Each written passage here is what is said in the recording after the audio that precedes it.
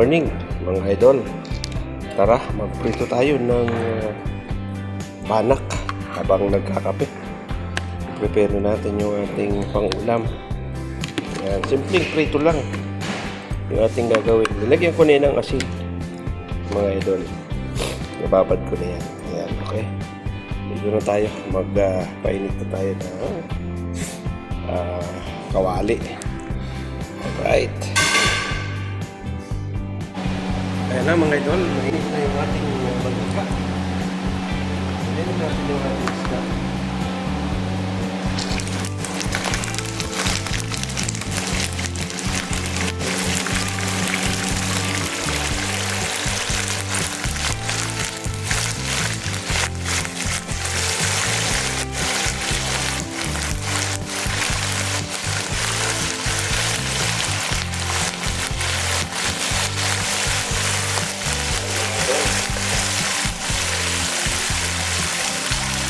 Simpleng prito lang ang gagawin natin.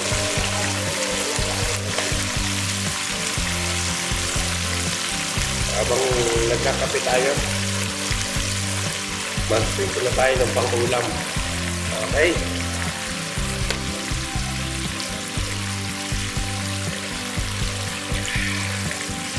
Yan yung pong isdang banak. Yung binili ko nung nakaraang linggo. Hintayin lang po natin maluto. Kaya po, balik na rin natin.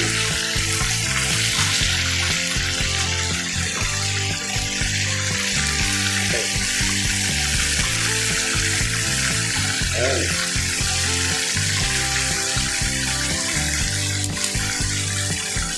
Okay.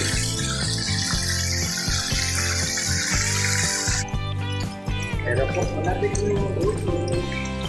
Pero balik na rin muna natin.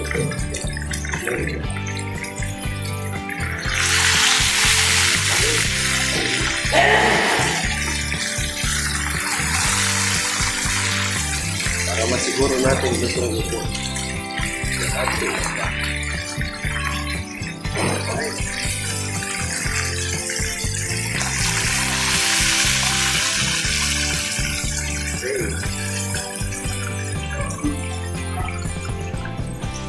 Hintayin lang po natin ang luto. Okay. Hindi ang luto. Okay.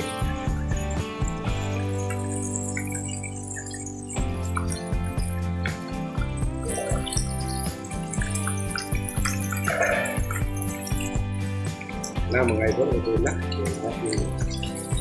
Itong banak. Ayan. Ay.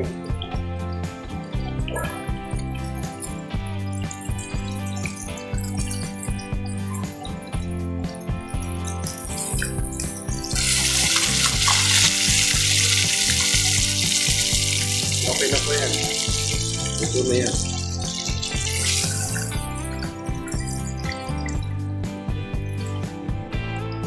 Sunod natin yung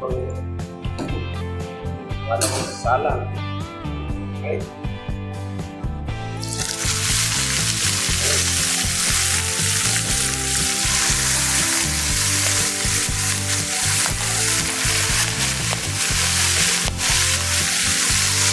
Lubos na natin pituhin ang natira nating banak. Hintayin lang po natin naman ito.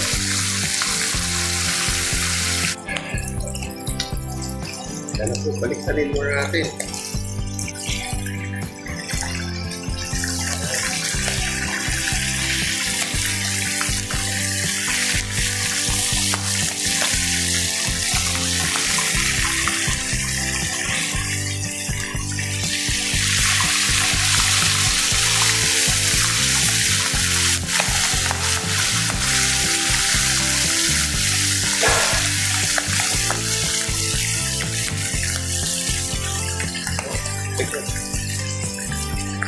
Sobrang tabab po ng isda na yan.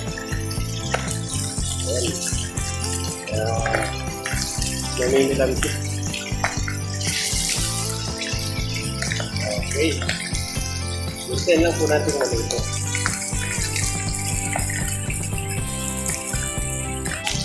Ay na po, malapit na maluto yung ating prito. Pinatagilid ko po kasi medyo makapal yung isa. Ayan, lagyan natin yung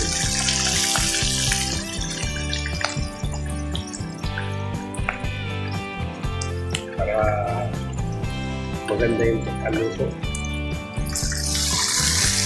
Ayan.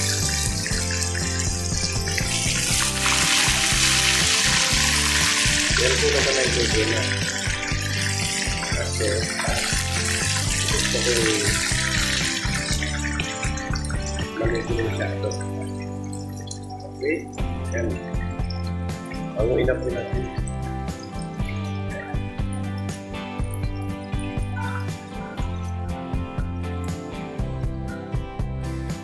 Right?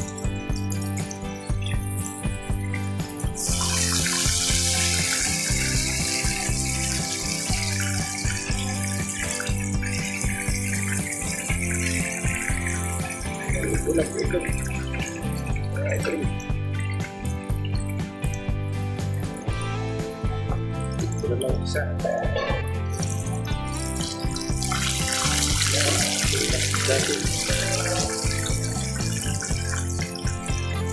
Okay.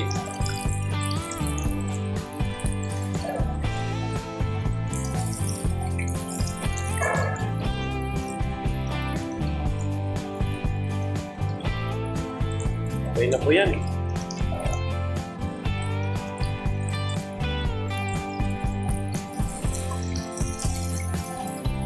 Patay na po natin yung ating kanan. Alright. Ayan na po mga idol. Yung ating napritong isdang banak. Agwas pala, agwas. Agwas po yan sa amin. Ayan, kasi malalaki na. Yung maliliit po niyan, yung tinatawag na banak. Pag lumaki po, agwas na siya. Okay, dito na lang po at maraming salamat. Bye-bye. God bless. Okay.